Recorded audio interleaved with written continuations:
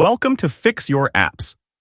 In today's video, we're going to show you how to see how many times someone has viewed your story on Instagram and what that actually means.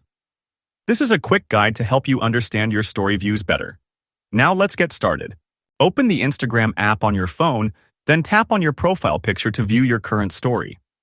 This is where all your active stories are displayed, and it's the first step to checking who viewed them. Once your story is open, simply swipe up from the bottom of the screen. This reveals the viewer list and shows who has watched your story. You'll now see a list of usernames of everyone who has viewed your story. This feature lets you track basic engagement and see who's interacting with your content. Look at the number of views shown at the top of the viewer list and compare it to the number of people listed. If the total views are higher, it means some viewers may have watched your story more than once, but Instagram won't show how many times each person did. Thanks for watching. And don't forget to subscribe to Fix Your Apps for more helpful tips.